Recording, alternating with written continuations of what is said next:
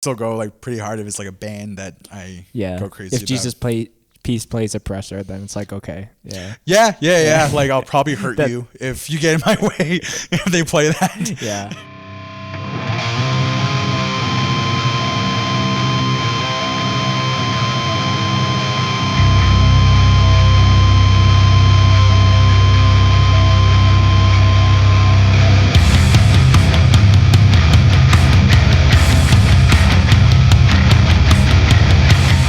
Ready to go?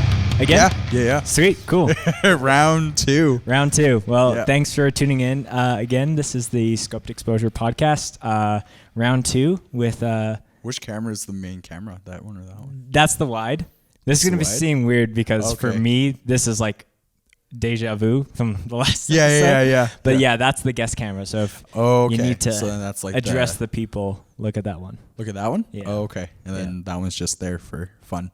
It shows both of us. Well, I mean, to get like the wide angle and stuff. Okay. For fun, for sure. Sweet. Awesome. So this is round two, and maybe to give some context for anyone who's listening, we actually recorded this podcast a few months ago, and I think that the timing of when things were booked and it felt a little rushed. And this podcast, I told Curtis I wanted to dive into some pretty important topics, and I didn't want to make sure we didn't miss anything. So I think we collectively agreed that we should make sure it's done right. And so here we are, and hopefully we nail it this time. Also, you need new shoes. I do need new shoes. Why you got to expose me on my own show? They're ripping apart. I know. There's let's not talk about my shoes. Saying about that with really bad moccasins in my community. And I'm just kidding. Well, I do have newer shoes that I'm just waiting for the snow to be gone to wear, but that's what they all say. Yeah. I'm just joking. I can't believe you would come here on my own show. Yeah. I'm sorry. Your shoes are terrible. It's your fault for bringing a Blackfoot on here. Yeah. So how about you do a little intro about yourself, Curtis? Yeah. So I guess this is round two. Doing it again from the beginning. Yeah, last time it was really rushed, for sure. And actually, since that time, and I'll do the intro, but I came into, and then the other one we kind of talked about it, but and we'll talk about it again. But I came into some more transfers since the last time. Yeah, I'm excited to talk about those. So in getting more transfers, new transfers, and for us in our community, actually, I'll just. Okay, nistuanagok asistomachka. I don't even know how to do this. I'm so tired. No, that's fine. Hello, my name is Curtis Running Rabbit-Lefthand. My Indian name is, since last time, it's been changed. I actually inherited my family name from my great I guess my ancestor, but great grandfather, Asostomachka, Running Rabbit. And so I have that name transferred to me now. And before, if you ever, I guess we won't be able to see that again. But yeah, we have to remember that it's only us and some other people who have heard the past podcast. We apologize if we're annoying anybody by that. Oh, yeah. Sorry. Okay, so I won't go into that. But anyways, so my Indian name is Running Rabbit, as well as my last name.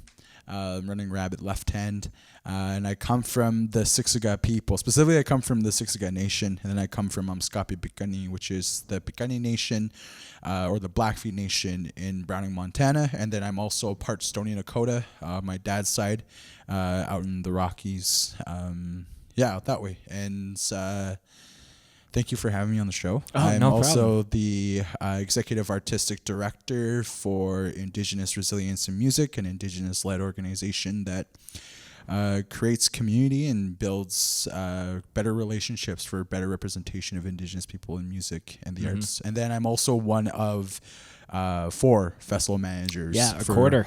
Yeah, big quarter. For the Wild Rose Hardcore Fest. And I help on that end with booking bands and all of that. And then I also represent artists as well and promote shows in connection to the festivals, also manage other festivals, consulting festivals on representation for Indigenous people in the arts. And then I'm just a person dedicated to my community in Blackfoot culture and my traditions. Mm-hmm. Yeah. And this episode or this recording with the old recording is interesting because the past recording that we did was before the full Wild Rose announcement, and now we are here on the other side, far closer to the date than we were before. Yeah. At that time, I also had my braids in, and I had my ties in. So now I don't have my ties in or my braids. But I definitely want to touch on the ties and the name transfers that you mentioned earlier in the podcast. But as you know, we kind of do. I'd like to get a little bit of like an origin story about at least how people got into this style of music that we all love, hardcore.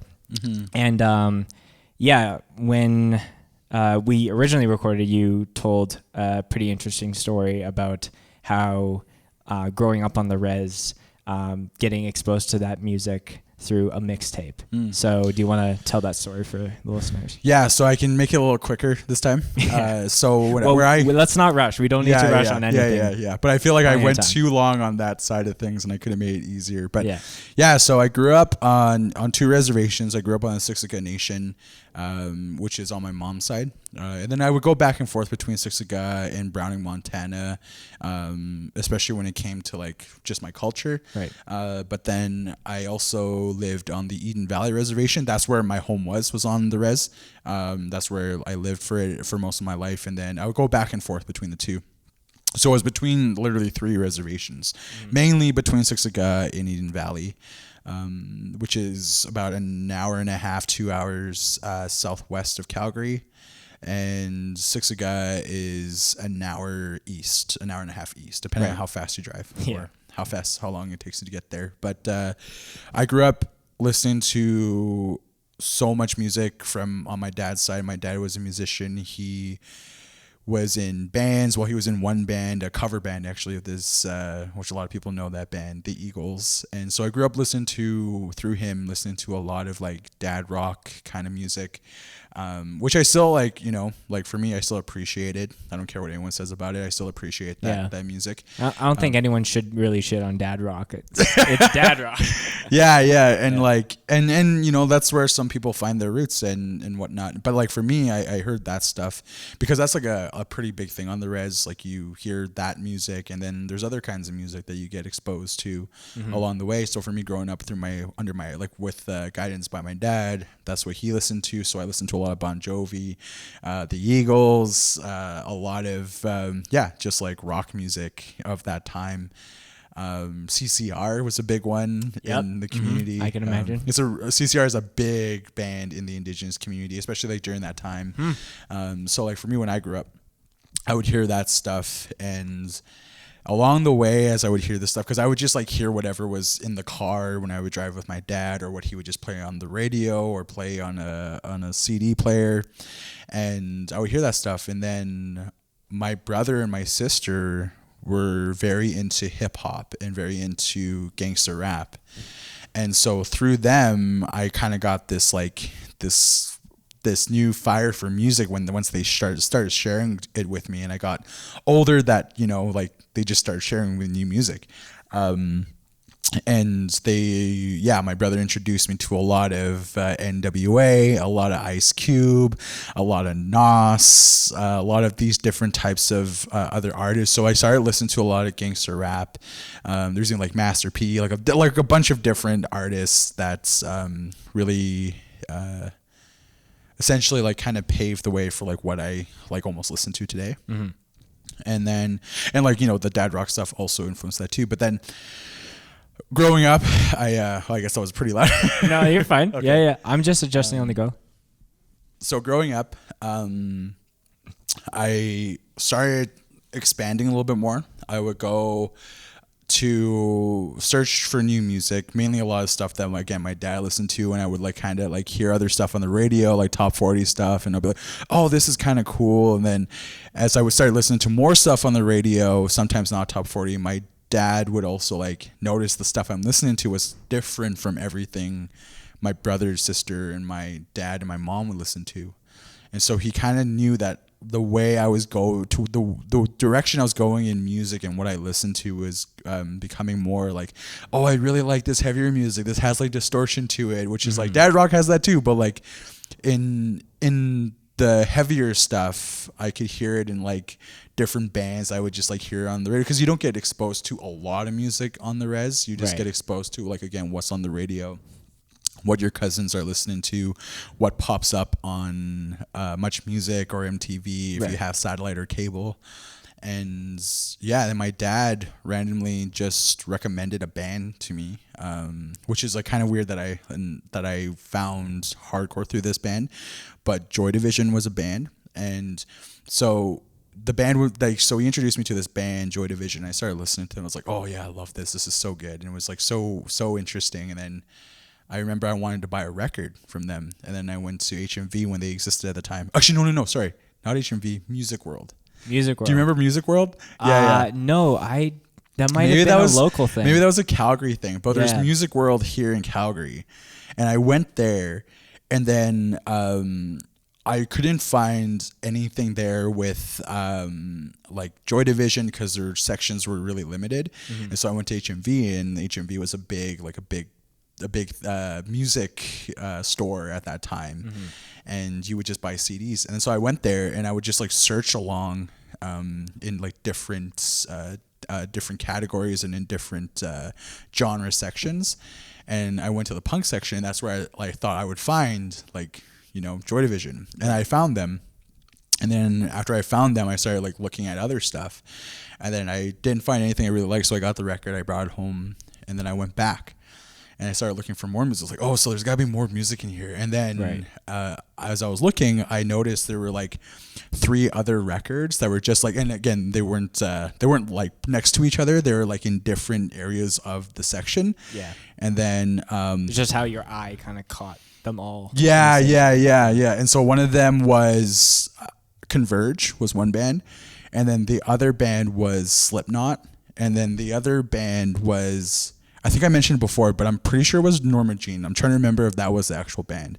I think you might have said Under Oath. Oh, Under Oath. Yes, it was Under Oath, because I did find out about Under Oath before Norma Jean. But anyways, it was Under Oath, and they were just like in that area, and it was like, you know, like it was so broad of a, I guess, a genre that they would just put them in that section. And then after that, I went home thinking about those bands and looking at them and seeing like the art, and I was like, whoa, it was like kind of captivating. Right. And then that same evening, I went to hang out with my cousin, who we were just like driving around the res because it was something we would do. And then he like brings out this CD. He's like, hey, I downloaded these bands off of LimeWire. I think you're going to really like them.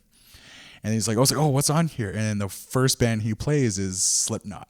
And it was a track off of Iowa. Right. And I was just like, oh, I saw this like earlier. I was like, this is like cool. This is amazing. Like I heard it and I loved it. I loved everything about it because I got that distortion sound. I was like, oh yeah. And like, cause you know, I was just being exposed to this. I didn't know anything about heavy music at the time. Mm-hmm. And then along the way, I started like researching more, and I started finding more stuff. And then I went to my first show. So even at that time, after that, I started like burning my own CDs from LimeWire, listening to like Dimmu Borgir, Cradle of Filth, Slipknot, listening to Converge, stuff like that. Stuff that was just like chaotic and heavy, and I loved it. Right. And then I went to local. I was actually going to these like Battle of the Band shows. Oh, okay. And then I went to, and because I was just like, me and my cousin wanted to start a band, and we started a band. And then trying to network. Yeah. It was not a good time. Battle of the Bands are not questionable. Yeah, they're very questionable. They're not worth it. They're like at that, and especially like for us, we came from the res, so we didn't have access to a lot, right? Right. And that's something that you mentioned on the previous recording. Was, you know, when you're in the city, because you don't have as much access, you try and take as much advantage of that opportunity for finding out about new music, you know, discovering new things. So, and that was a big thing for us, especially as a band. And so I randomly met random people here in Calgary, and we just started this band, this metalcore band. And then, actually, no, I think I'm going a little too ahead. I went to a Under Oath show. Oh, okay. And then at an Under Oath show, I had like I heard of the band Norma Jean, and then Right. through Norma Jean I started getting into. There we go. That's how the yes. Now That's started the clicking in my head. chronological order. Yeah, and then through Norma Jean I got into more heavier music. Started a band. That band didn't go that far at all. We broke up mainly because my brother, my cousin, technically my brother because my mom adopted him, and he had committed suicide. And so that band just essentially just fell apart, and that was one of the hardest times of my life. Then it was at a show, and I'm pretty sure it was a Alexis on Fire show. It was either Alexis on Fire or Under Oath show. I found a flyer for a hardcore show. Right. How old are you at this time? At this point, I was 17. 16 or 17. Okay. One of those two. Yeah, one of those two. Yeah. And it will make more sense once I get the year in my head. But anyways, and the hardcore show was for Half Heart. And it was at a community center that's it was way down in the south, in the southwest near Heritage Station. And I guess you weren't in Calgary at that time. No. But there was a show, or like there was a venue in that area. It was a community center. And I literally like showed up in the middle of one of the bands, and I just stood in the back because so like going back a little further, listened to Have Heart, loved that band, wanted to listen to more. And at this point, I'm also getting fed a lot more other stuff from listening to Convergence, Slipknot and stuff. And then I went to that show, and I'm just like in the back with all this stuff going on, with like losing my my cousin, my brother, and not knowing really what to do. Mm-hmm. And then it was through that I learned more about hardcore, and through that show. And it was Slipknot. It was Half Heart's last show ever. Right. And in Calgary, I mean. So it was the last tour they did. And that would have been in 2009. Okay. 2009. Cool. And then from there I just kept going to more hardcore shows. And at this point, from the band that I was in with my cousin at the time, we were also going to like other metalcore shows, and that was like its whole other scene, so I don't really like kind of count that in. Right. It's very collective, like it's very like there's a community there still. Nowadays there's a lot of crossover with metalcore and hardcore, but at that time there wasn't. Yeah, it was very segregated. Yeah. And anything below like drop D, it's like, no, you don't. You play with the metalcore kids. Yeah. So I went to that show, and then I would just go to more shows after that. And there was other shows happening too that I would go to, not really connected to the hardcore scene at that time. Sure. And so I met other friends through there, and friends I'm super, thankful that I met. And then a lot of friends I met through hardcore. And I would just go to shows whenever there was shows at community centers, and I would be driven in. So even like the Half Heart show, I drove in from the res to go to that show. Right. And my dad dropped me off, which makes it even more difficult because that was like one of the first shows I had gone to. And I guess like there were other, hardcore shows that I had been to before then, but that was like for me, like my first introduction to the hardcore scene, I guess, in Calgary. And, and so I was just like a really shy person, and my dad brought me into the city. I took the train to there, and I mentioned that in the other podcast what did your dad do during the show? I'm just kind of curious. He would just like hang out. Yeah. He would that's how much he supported what I did. Mm-hmm. And then a year later I lost him, and he had a massive heart attack. And that was probably the most devastating thing I had experienced, and probably even for my family. And would you say he was like, out of all your family, he was the one that was the most influential person on the music side for you? Yeah. He like pushed me and my siblings to be in music. And now, fast forwarding on from that to now is like I'm still a part of the hardcore scene. There are like things where I work in outside of the hardcore scene within the Indigenous community with music, and now with festivals and everything like that, helping with festivals, and like that's what my dad really would have wanted me to do. And now I'm trying to like essentially keep his spirit going through me, and what he wanted in the future. For him he wanted to start like a record label. He wanted to work in the industry, right? And now I am, and I'm doing that. And it sucks too, because like when I go back to the res, like people say I look identical to my dad, and it gets like it gets hard. But anyways, so when I lost him, hardcore was essentially my outlet to let go of anger that I had towards anything, like anger towards like, you know, just everything that all that I had lost at that point, because I lost a lot. And I had just experienced loss so much that I was just like angry, and hardcore was that outlet for me to really like let go of that anger and harness it in some good ways too. And now I'm just thankful for the friendships I have. Now I'm just thankful that I can be a part of this festival, like the Wild Rose Hardcore Festival. Yeah. Happy that I get to do things with IRIM, Indigenous Resilience in Music, and all of that. Yeah. Yeah, that's a great segue too, just to talk about like the your involvement with the fest, because as far as the four guys who are putting it on, yourself, Jay Breen, Cody DeWald, and Nathaniel. I'm not even sure how to say his last name. Is it Reddick-Cop? I think it's Reddick-Cop. Okay. Yeah. Sorry, Nathaniel. But as far as the four of you guys doing that together, you know, some guys have been doing it longer than others. There's been, you know, changes in the lineup, if you will, over the last couple of years, but it's very solidified. I've seen now. So maybe talk about the how the guys either reached out to you or you reached out to them as far as being involved, what you felt like you could bring to the table, and maybe because last year was your like first real like involvement in the fest officially. Yeah. With the festival, so for me, I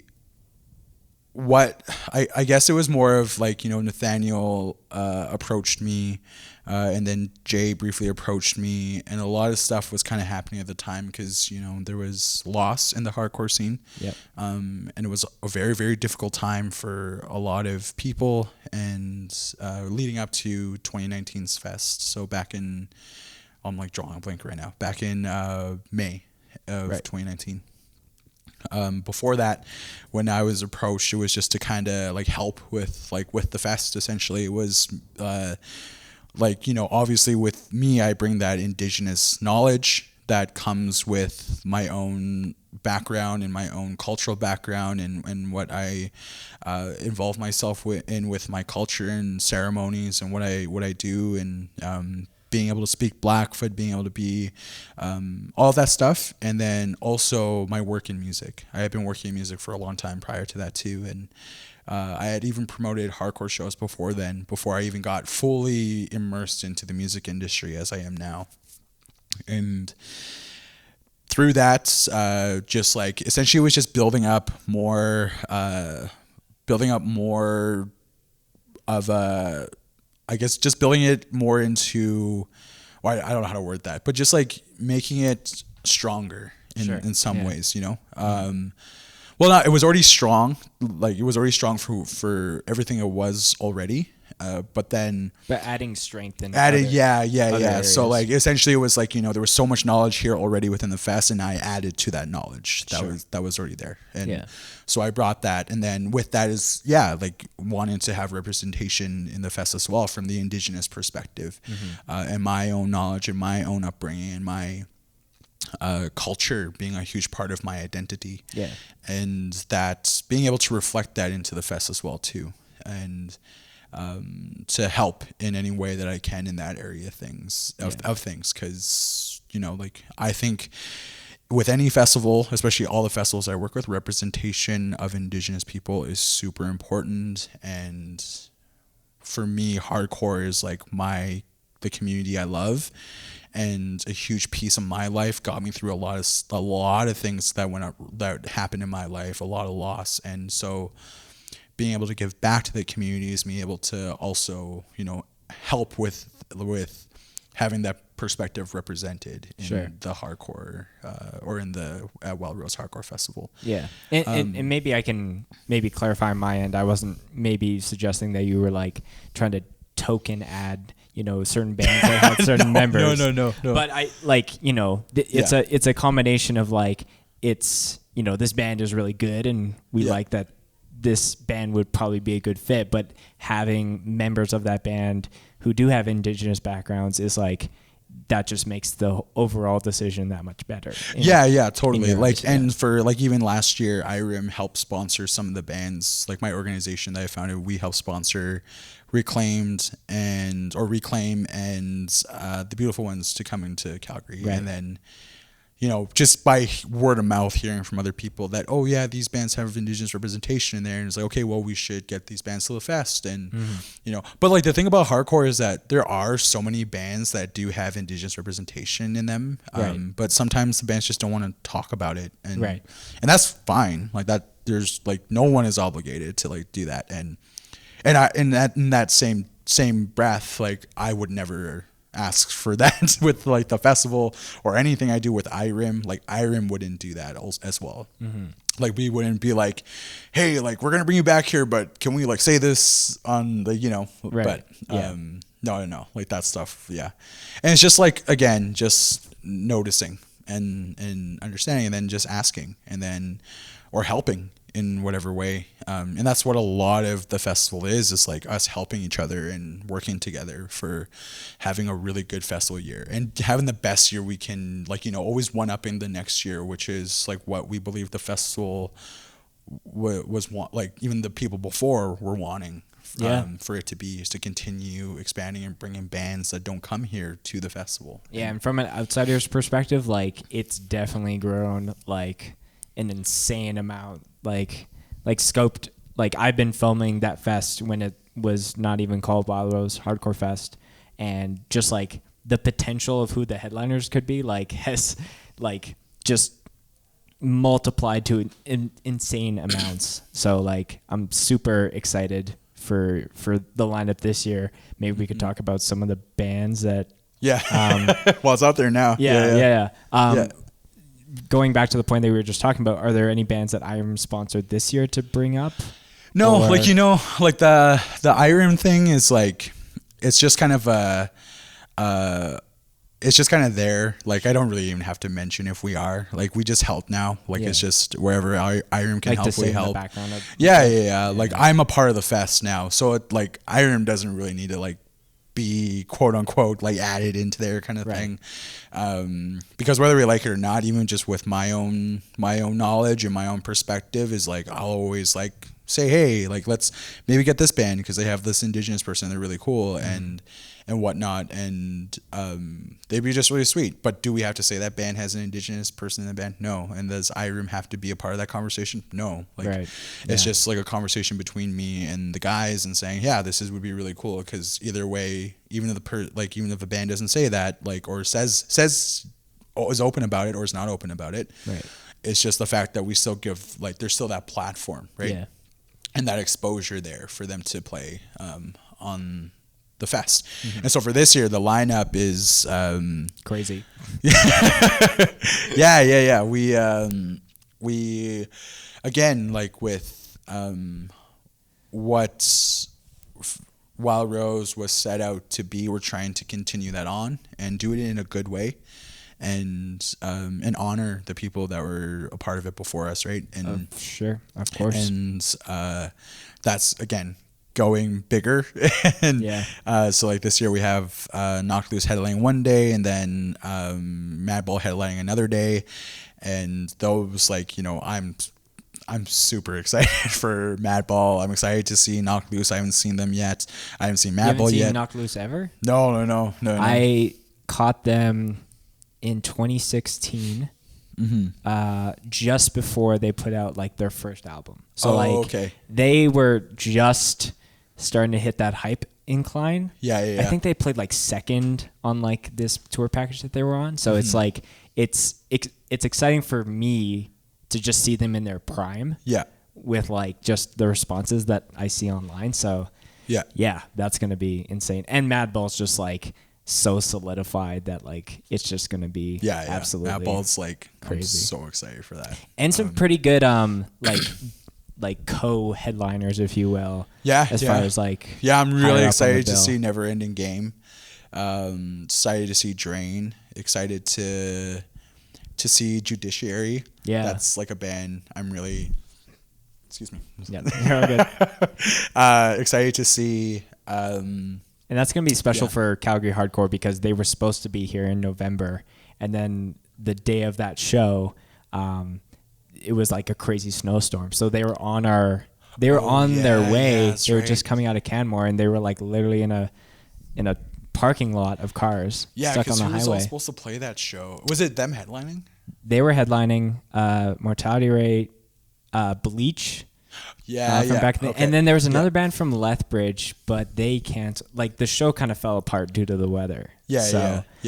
I'm sure that's going to just be because the anticipation is real. And then Regional Justice Center as well, and Roastmates Razor. Yeah. As far as like bands who have like logos on the poster, but there's a number of great other bands. Yeah. This is the first year that you guys have a band from overseas. Yeah, Cauldron. Yeah, it's gonna be really crazy to have them out here, and I'm super excited. I like they have a new record that they just put out too, and that's like, I'm just excited for that band. That's actually a band I'm really like anticipating. That I'm like, okay, this is like this band. They're super heavy, and there are a lot of super heavy bands on the fest this year. But I'm really excited for them. We're bringing back Withdrawal. We're bringing back all these like. All these bands, some returns from like obviously some locals like Serration, Trench, Fuse, Mortality Rate. Fuse, Mortality Rate. Set Straight, some of the youngins open it up the first or second day. I think it's the second day. Yeah. No, it's the first day. No, my band's opening up the first day. One of those. Yeah. Anyways, and then there's also Ballista, which is really cool. I'm from Texas. I'm excited for that band. And then there's another band that I'm trying to remember. Initiate. I'm really excited to see Initiate. Initiate's gonna be really cool. That should be really fun. I've seen tons of videos from my buddy Steven from 197, but like it's always just like cool. Like as the day of recording this, like there was like a tour announcement for like Ms. Sigs is coming through. And with this band that I love called End, and it's like Brendan from Counterparts is like side project hardcore band. And Will Putney, who's like he's produced every amazing sounding like hardcore record. Plays guitar in that band. Oh, okay. So like the production is just insane. So I never thought that they would come through Calgary. So like, I saw that and I heard about that band too, and I was like, oh, this is cool. Like, because aren't they like all in different like bigger bands? Yeah. So like Will like Counterparts, and then There's members of like Shai Hulud. That blows my mind. That's like yeah. So like that's always like we had lunch before this, and we were just talking about just like putting on shows and whatnot. And I think that's always maybe a selfish thing when it comes to putting on shows, is like being like, I was the first person to bring this band to my scene. And when they have like a crazy response, like that's something that I always get giddy about. Yeah. Wait, what do you mean by that? I don't. Oh, just like being able to be like, so for me, we did that like Scope 2-year anniversary.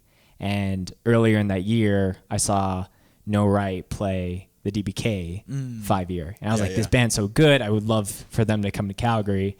And then just like, booking it with them to be one of the co-headliners for that show, and just seeing them have a great response. It just feels like you complete that circle. So I'm sure for you, there's been a number of bands and artists, not even for Wild Rose, but like bands that you're talking to and you're building relationships with, and you're like, like let's make it work for you to come up here. And then when you're here and you're standing in the same room as them, and you're like, this is crazy. Yeah. And you get that. Yeah, totally. I definitely get that a lot. Like I even just like, because I also promote shows outside of Wild Rose for like my organization, and then we have a festival in August of this year. For my other organization, and so like that's like that fest, I'm like, oh god, like there's like people in that lineup where I'm like, these artists, like a lot of them haven't played Calgary, and these people are gonna be like, why, like I just can't wait. And it's like the same thing with like Wild Rose, when for hardcore, like it's one of those things where it's just like, it's a big celebration, and that's like the best part, is like it's just celebrating all these like bands that haven't played here before, or are just returning kind of thing, and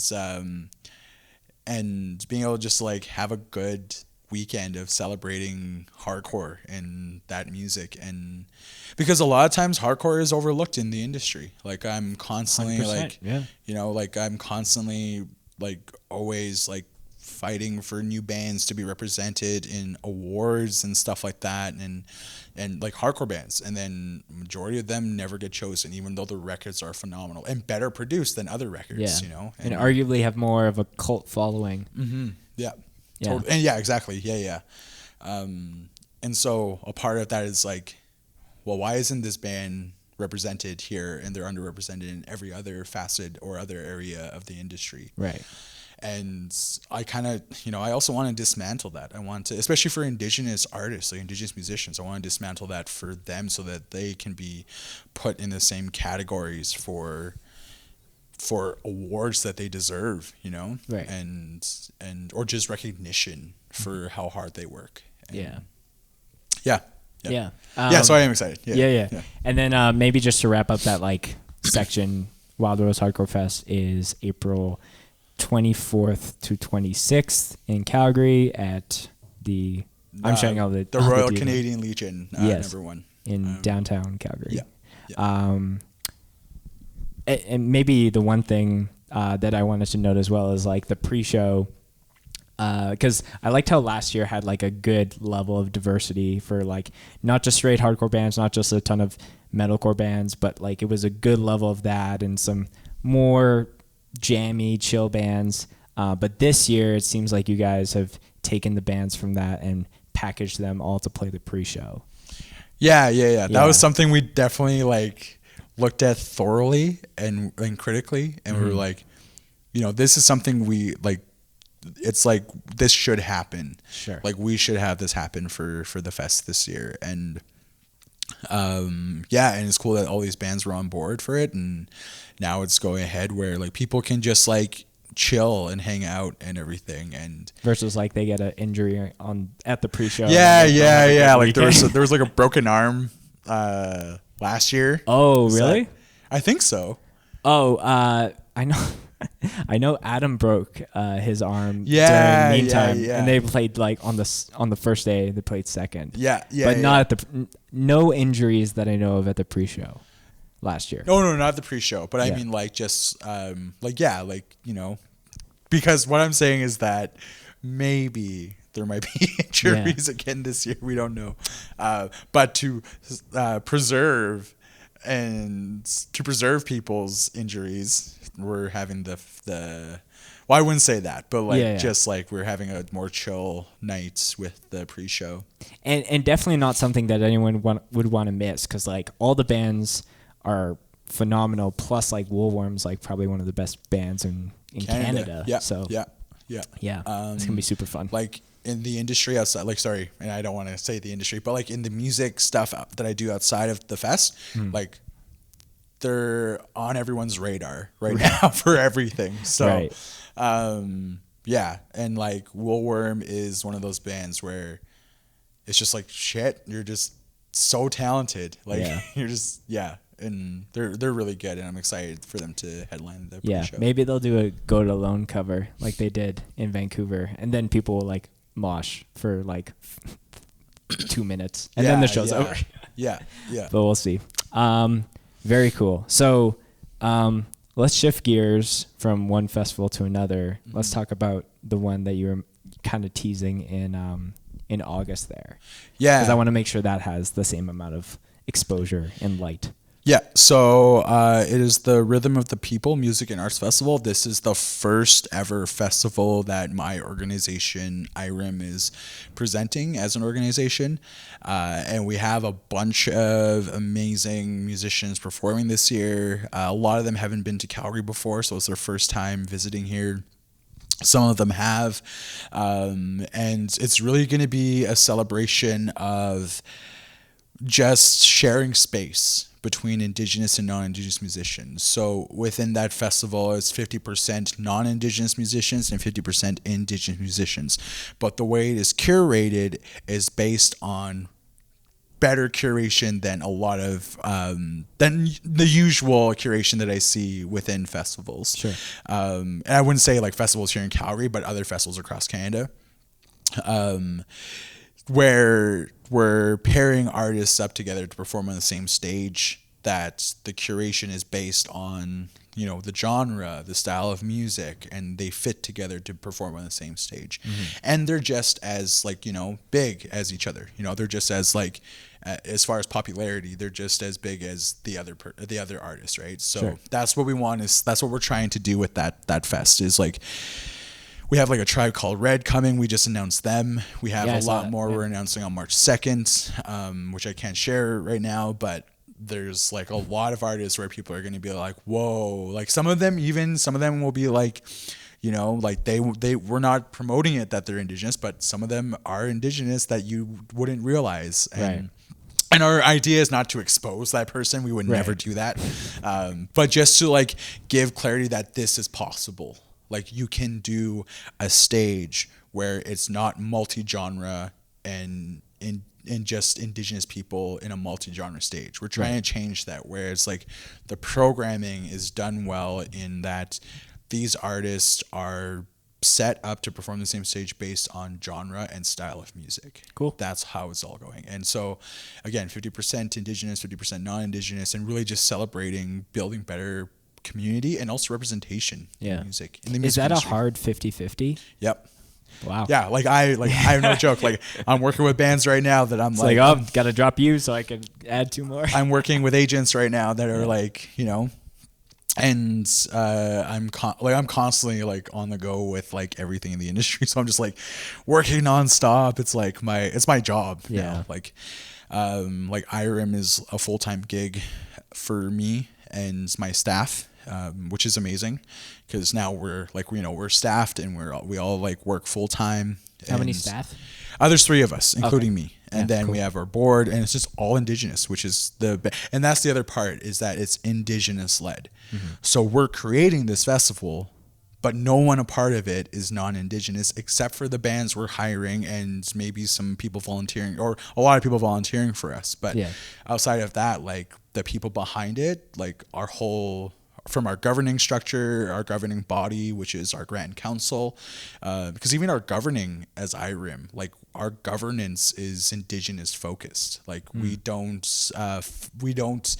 practice as, and we do this like legally too. We practice Indigenous way of governing ourselves and ways of knowing as a tool to govern ourselves, which doesn't usually happen with organizations in like provincially or nationally. Right. Or federally.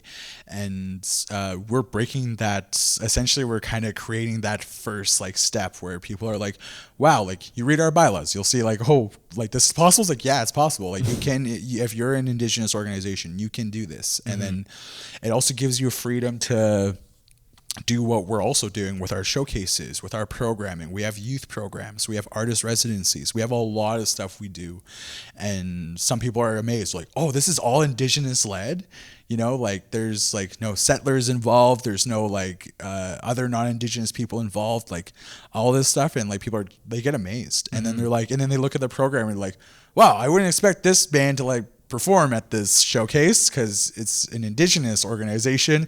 I expect all the artists to be Indigenous. It's like, well, no, we don't do that. Right. And that's not our goal. Our goal is to create better community. And then at the same time, create that insight into the lives of those Indigenous people that constantly work really hard to break down stigmas around what they do as musicians, and to essentially create their own space in the industry. And we want to highlight that because they're working so hard, you know?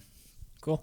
And then as far as the details around that festival, you said Calgary. Is there a specific venue this all goes down? Yeah, so the National Music Center is one space, and then we have an outdoor component. So cool. So there's 2 components to it for the fest on all the days, and we're also we're expanding the days too.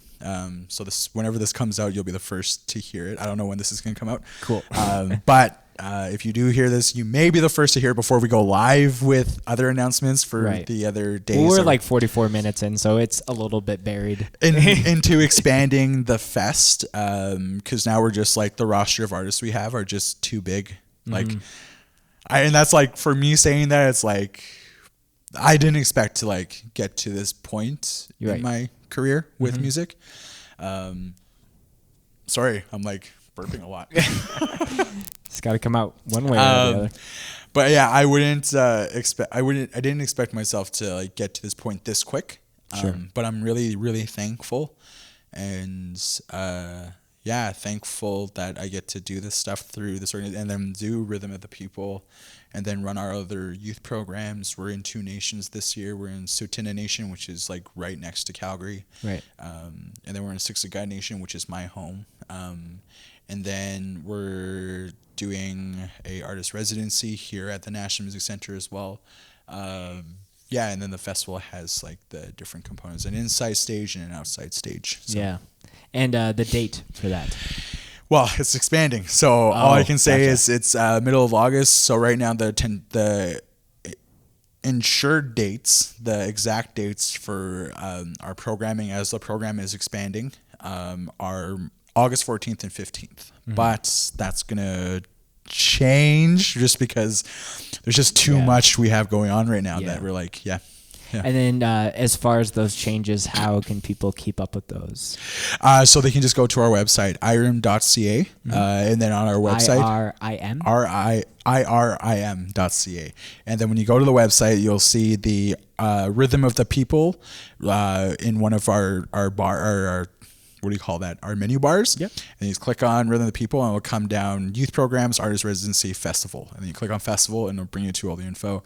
And then, if you hear about this, if you watch this podcast before our first announcement or after, I don't know what your plan is, but you'll see our full announcement on March 2nd. Or if you already have, you can go and purchase tickets for the days. So the cool thing about the program expanding is that the ticket prices don't change. Oh, interesting. So that's great. Yeah, so that's like adding on an extra day for you to like, whoa, I get to experience this at this price. Like, it's a good deal. Like, especially because we have it in our width or our wavelength to offer that, where the ticket prices aren't going to increase outside of what they're at right now. Yeah. But it gives you more reason to buy those tickets because, there's this extra day. If I get a festival pass, I get to see all these days and not worry about it. But if you just and you can buy single tickets if you want. But, and then there's not like an email notification so the fest is expanding and it's an extra X number of dollars. Yeah, no. And that's like that's the last thing you want to do. No, we would never do that. Yeah. Because we already have ticket sales and we want to respect those and honor those. But with that, we have like a huge roster this year, and there's going to be a lot of bands represented from the area in Treaty 7, a lot of Blackfoot, a lot of Indigenous artists represented from here, so like Siksika, different areas, and then there's also going to be musicians from outside of Calgary and outside of Canada. Very cool. Yeah. That's exciting. It's so inspiring to see your hands in so many different things. And we were talking earlier on how the grind starts early and ends late. Yeah, totally. For you. Yeah. Another big thing you're involved in, and we didn't touch on this as much as we should have on the last recording. So let's definitely dive as deep as you want to as far as the documentary filming. So there's stuff that's happening, currently, but also a lot of past projects. So how did you? I don't know if I even asked how you just got into storytelling of that style of filmmaking. Yeah. I don't. I wouldn't consider myself a filmmaker. You wouldn't? Well, I mean, I guess so, but it's funny because I always get this weird connection where I feel like if you're holding the camera, you're the filmmaker because you're capturing the shots. But getting into helping direct film is, and I guess I would be a filmmaker, but in getting into you're a filmmaker into directing film.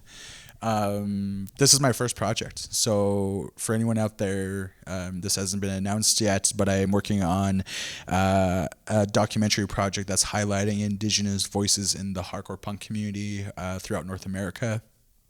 And that's going to be coming out in the coming months, maybe even year. Who knows? Like documentaries take a while to. Yeah, we may say like it's together. ending on this. We have it scheduled and our funding for this, so it's going to be here. But then it's like, wait, we got to relax. We got to like, you know, we don't want to rush. Or a guest idea comes up, and we don't want to rush the process. But within film, so I've acted in a couple of films.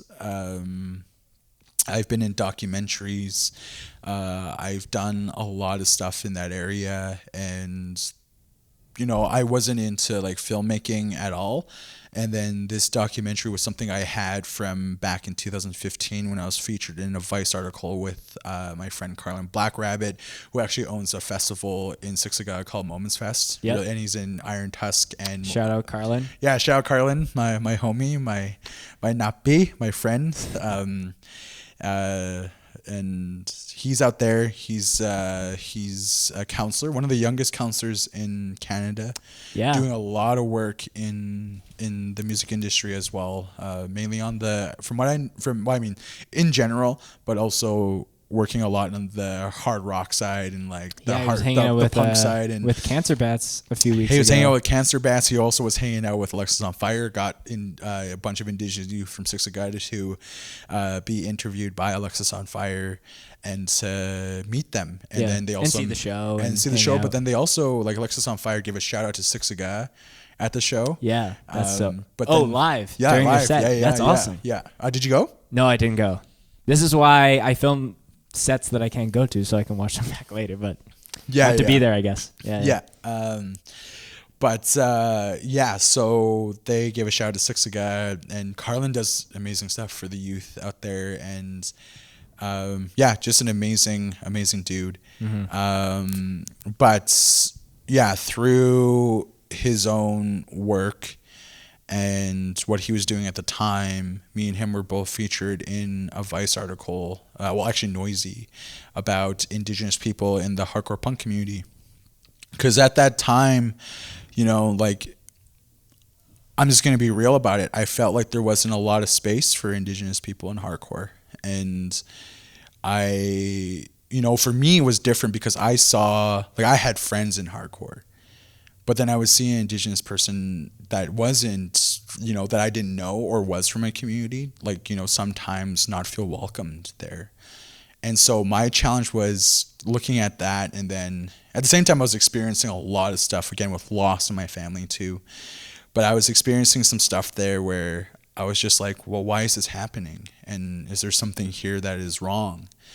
And then I would hear it from cousins too that would go to shows and local hardcore shows. Sure. But then, so I was in this article, and we touched on that. We touched on a lot of that stuff, but also at the same time, what was not, which is, I guess there wasn't really room to mention that, because like the writer who wrote the article is phenomenal. He's amazing at what he does. But I think there wasn't enough room to touch on what we had mentioned, that we're also trying to change that and be a part of that change. Sure. Because we have friends that, like for me, I have friends in hardcore that could also see that and can recognize that too, that are non-Indigenous. And, and at the same time, like, as being Indigenous people in hardcore, like for us, I want to make any Indigenous person feel welcome in that scene. And that's also what I like to do with WRHCF Hardcore Fest, is make it welcoming, and just in general, welcoming to anyone. And that's, that's just like something that it happens with communities. Like every subculture is not perfect. And in that article, though, what I did feel about it, which wasn't true, is that it wasn't changing. And that's what I didn't really, when looking. But anyway, so it was in this article, and then so I noticed that, and I was like, well, it is changing, and there's going to be some change. Like, there is change happening, and right. Carlin's a part of that change. I'm a part of that change, and my friends, and even like friends in Wild Rose with the fest, and friends I know in the hardcore community are like, wanting to be like more open about things. But anyways, so that article came out, and then that gave me an idea to highlight Indigenous voices in the hardcore scene. What is the best way to do that? And it's like, well, through documenting. How do you document? There's so many multiple ways. Podcasts. There's filmmaking. Yeah. There's like different ways around to do it and different ways to create that. So I wrote a script back in 2015 for highlighting Indigenous voices in hardcore, and to tell their experiences, what they grew up on the res and grew up experiencing on the res, and why they found hardcore and why they came to hardcore. Yeah.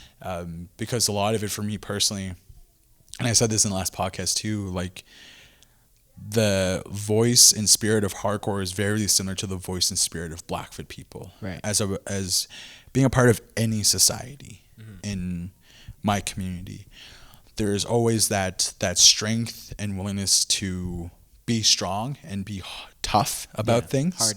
Hardened. Yeah. To be hardened or to, Not like that. You know. Wait, not like what? Oh, like hardened, like you're hard. Oh no.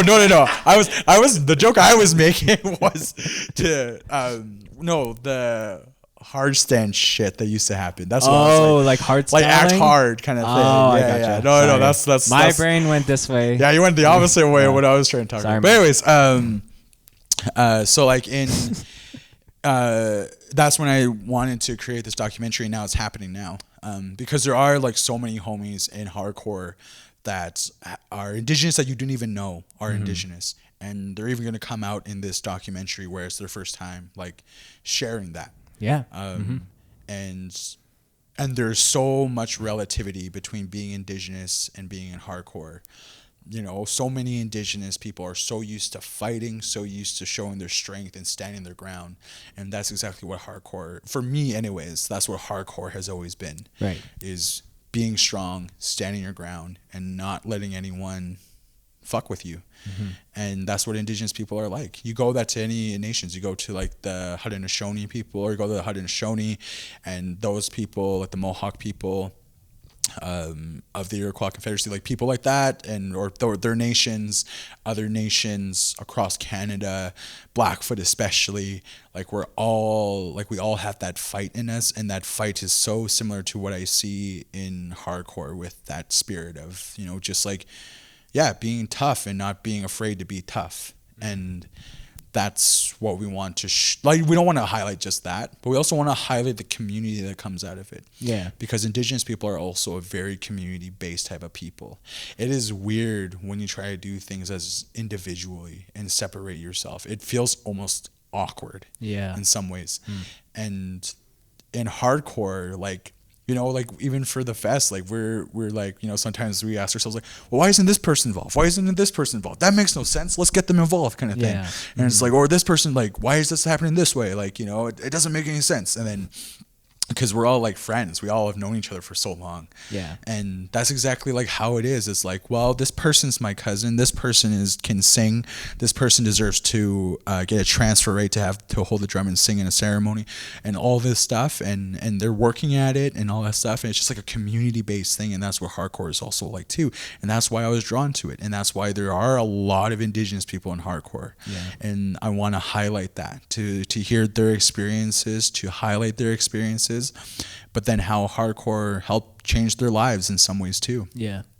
Yeah, and I'm very excited for the production process and to see the updates and announcements that come with this doc, because I think it's going to be something that can be wildly shared in the hardcore community. Yeah. Whether you have, I'm really stoked for that. I wanted to bounce off that point that you were mentioning, as far as like, you mentioned transferring so someone could play drums in the ceremony. Yeah. And we talked a little bit about that, and I want to highlight some of the aspects of your culture and some of the things that go in, because I think it's really cool how like Indigenous culture is very tied to music in for a number of different things. Yeah. But maybe you can kind of share some of those details, because you were mentioning at the beginning of the podcast how you had a new name that was transferred to you. And that was sung into you, I'm guessing. Yeah, it's I had a transfer for a song that came with the name, which is when you're born as a Blackfoot person into the culture. you're given a name, and for us, Abistuduki, which is creator, like in our ways, our entity or a god that we believe in. Sure. That person can't recognize you unless you have a name, and so, going through colonization and the history of it, especially in this area, like that makes it difficult for a lot of like people sometimes, and like Blackfoot people in the culture, because sometimes people don't have names. But anyway, so going back to that. There's a buzz. I think it's my phone. Okay. Do you need to get it? No. But going back to the sorry, so unprofessional of me. No, that's fine. Going back to like the name transfers is when you're born into our culture, you get transferred a name, or you're gifted a name, given a name, and someone pushes you into that, and then that's your name always. And then you have different stages of your life where you have more names transferred to you.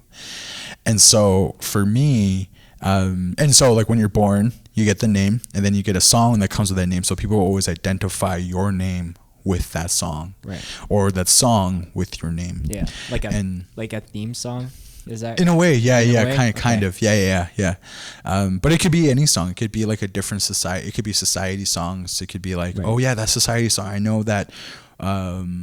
Like I got a society song when I was transferred my new name. Mm-hmm. And so I stepped into a new chapter of my life in my spirituality and within ceremony.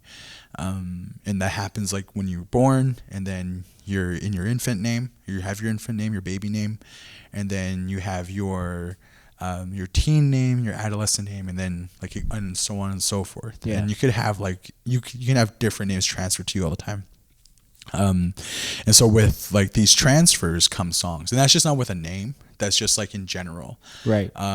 Transfers are essentially your rights to hold ceremony and hold space in a ceremony and run a piece of a ceremony that needs to happen. So, but those transfers also come with songs. And those songs essentially identify your right to do it. So sometimes it could go like multiple ways, and it's like it gets into a lot of semantics. And like the more you're in ceremonies, the more you understand. It's like, oh yeah, that song happened, so that person's going to go and do this because they have that transfer to go do this.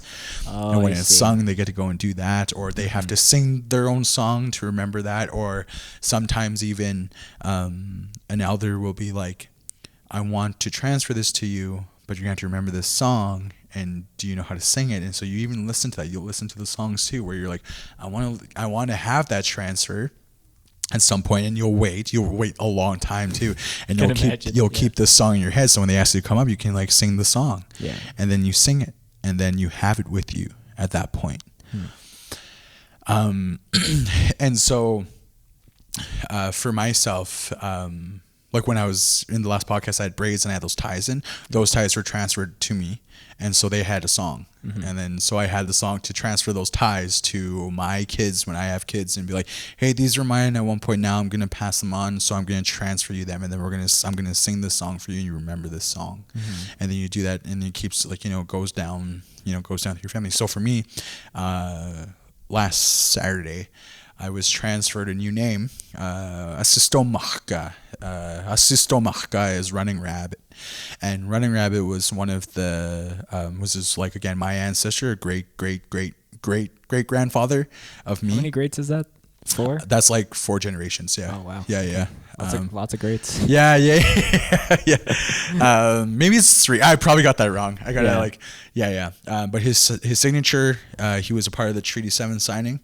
So his signature is on Treaty 7, which is why we can be here today, why we're allowed to be in this space, why CPL, Calgary Public Library, where we are. Am I allowed to state that? Yeah, you're fine. No one's going to come banging on the door. Where this is shot, why this space is here, why Wild Rose can happen where it's happening, is because of that treaty. Like, that's the honest truth of it. And so my ancestor, my great-great-great-grandfather, my grandfather, who I'm a descendant of, his name is Running Rabbit. And so I was transferred his name. So it was like a passing down. So, and I'm the first grandchild of him and his descendants to carry his name. Wow. Which is like pretty crazy. Yeah. And then I had more transfers come gifted or that were given to me at the same time during that. So And then that's what, and like with that, songs are a huge part of that. Like you can never have a transfer without a song. They have to go together. And because if you don't know the song, then you don't really have the right to the transfer. Right. And, I get you. And if you claim to have the transfer, sometimes someone who remembers the song or knows that, which is mainly our women. Hey. Oh, yeah. No worries. Thank you. Anyways. We'll jump back. They can't come one without the other. Gotcha. And so songs are a huge part of any transfer rate. So for you to light a smudge, you need a transfer for that. If for you to dance with an anamska, thunder medicine pipe, you need a transfer for that. And then usually it's the women who hold on to these songs and remember these stories and how they were. So a lot of time, like in our ceremonies, like the women will know the stories, know the songs, and if you do it wrong, you'll hear it from them. And when they hear something wrong, they'll tell you.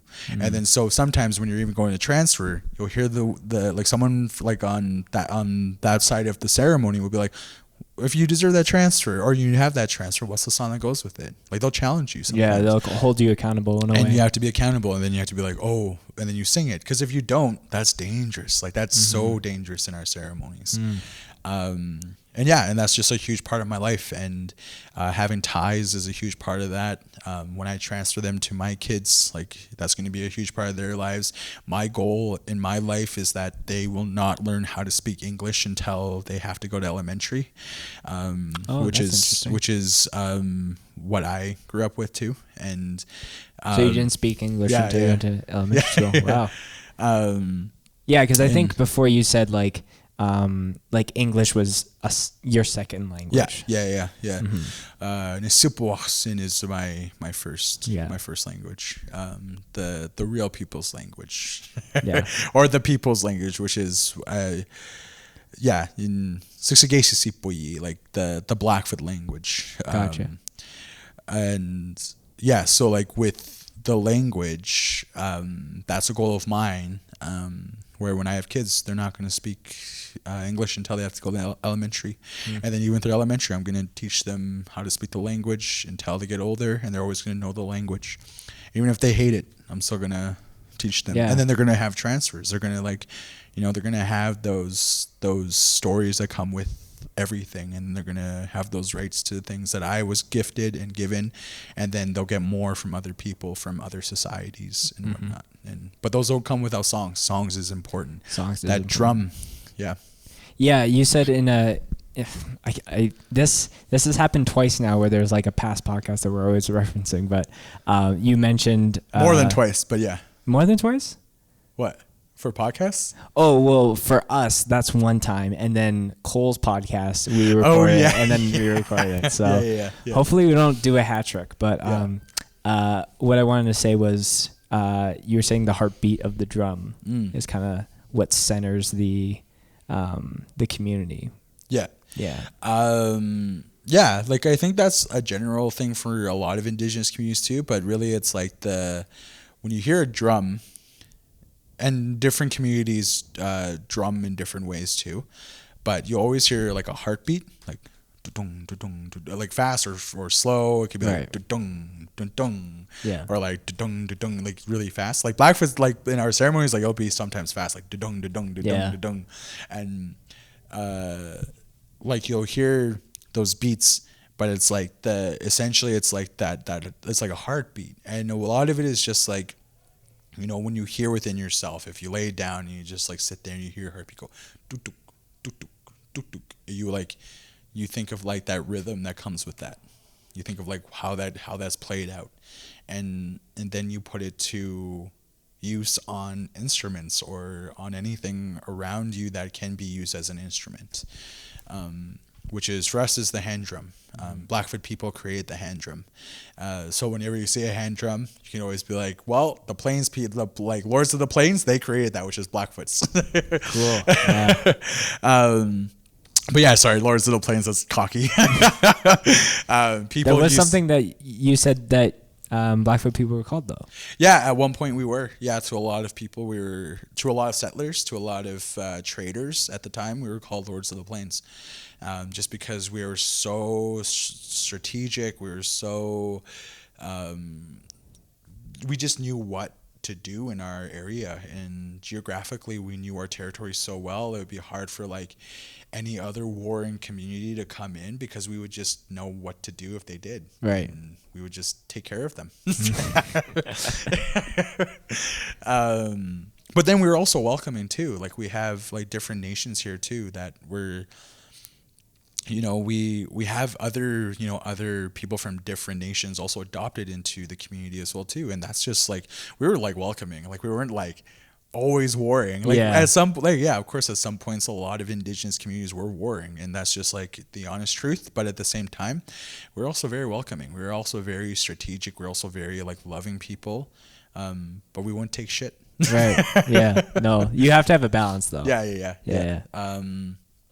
But so a lot of our community is based, like a lot of our ceremonies and everything are based off of that heartbeat for sure. Yeah. And especially in like hardcore music, like the anything that's like just a drum intro or like just heavy toms, like, that is a weird thing that just like connects people. Like it could just be someone just hitting the drums, and then that's enough to get someone to get super like rage moshy.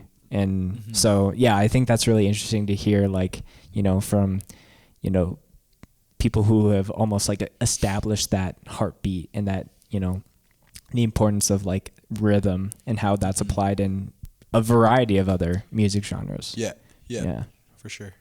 Cool. So I guess like we're over an hour, so I guess we can kind of start to wrap up unless there's anything else that we should touch on. No, I would just say to anyone out there who's planning to come to the fest this year, you should come. Yes, buy your tickets as soon as possible, and come have fun at the fest this year. We have a lot of really... Do I look at that one or that one? Either one. I'll probably just be cutting it, whatever camera you're looking at. Either or. Come to that fest, and then also come to the Rhythm of the People Festival. So if you're also watching this, come to come to both festivals that I help with. Yeah. Or if you want to volunteer, we need volunteers really bad this year. We do both for Wild Rose, and then for Rhythm of the People, that will come later. Yeah. But if you are interested in coming to the fest or want to volunteer for the fest, please apply, and then we'll give you notice if you're accepted to volunteer this year. And we need a lot of drivers, a lot of fucking drivers. Last year I heard that you were the driver. I was the only one. Well, I mean, no, Nathaniel helped too. But yeah, I just want to chill this year and like help where I'm needed at the fest. Not booking the bands. Booking the bands is like tiring already, and everything else we already do is tiring already. We want to just like have at least some chill time at the fest too. For sure. We will be working, of course, but like we still want to enjoy it just a little bit. So this year, if we can have volunteers to help alleviate any stress, that would be appreciated. So volunteer. We do have our openings and our spots are limited. Our open spots are limited, and we also don't want anyone to line up to volunteer. Right. And also, if you are volunteering, be prepared. You will not get to see your favorite band if you volunteer. It's not guaranteed that you will see it. It's not guaranteed. Yeah. The hours you work, we will designate your hours as much as we can to what you've applied for, but just be prepared. That band you want to see, if you volunteered, your hours may take you away from that. So Yeah, but it's important to help out with the cause, because Curtis and the rest of the guys are working tirelessly to make Calgary a great spot to travel to for hardcore festivals and just go to shows. Yeah. And also we have like sponsors too, which I have to like plug a little bit. Yeah. Did you want to talk about the market at all? Oh, Coven? Yeah, because that's a new thing. Yeah. So it's the first year we're doing this. So April 25th and 26th from 1 to 6 p.m. we're having a market upstairs. From what I know, I'm going to pull this up again just because I need to make sure I have this right. You want to make sure the details are. Yeah. So call for vendors. It's going to be ending soon, and the interest is in femme, BIPOC, LGBTQ plus two spirits folks wanting to essentially just sell all of their sell all of their crafts, sell all of their accessories, stuff they create. To be a part of the festival and have that your chance to sell your stuff at the fest, and have some fun from 1 to 6 on the 25th and 26th of the fest. And that's going to be upstairs of the Legion. So when you come in through the entrance, you'll see you'll have a sign directing you up there. You can go check it out because doors do open at a certain time where the fest will be happening. So if you ever get a break and you just want to go up there and buy stuff or hang out and talk to other artisans, I guess you can say, or just artists, crafters, makers that are up there, you can go and hang out with them and talk with them and buy some stuff and support them as well. Because it's not it's supporting the fest, but also mainly supporting them as artists as well too. Yeah. Very cool. So usually how I like to end all these episodes is this person's craziest mosh story or whatever from the years that they've been in hardcore. But maybe you can kind of tie it back to the fest a little bit more and tell me your favorite just Wild Rose story. Whether it was last year when you were involved or even in years prior. And that's how we can kind of end out. I don't know if okay, so I played a show with my old band Hajé, and we played the Converge show that happened here during Sled Island of 2017. Yes. Or was it 2016? I think it was 2016 actually. Yes. No, 2017. 2017. No, it was 2016. 2017. It was 2017. For sure it was 2017. One of those two. Anyways, in 2017 we played that show, and that show I broke one of my ribs and I fractured the other. And I also the next day, because at that point it's called the Western Front. Yeah.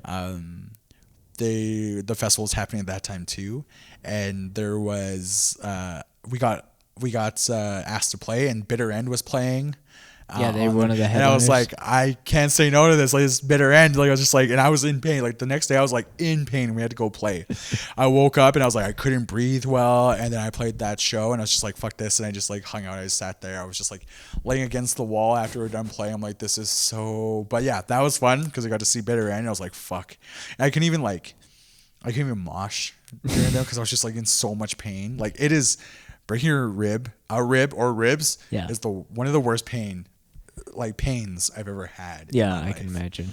But yeah. So that's that fest of the festival was my favorite.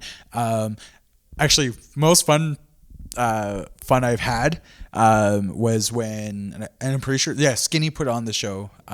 It was for Terror, Code Orange Kids. I think it was Terror and Code Orange Kids.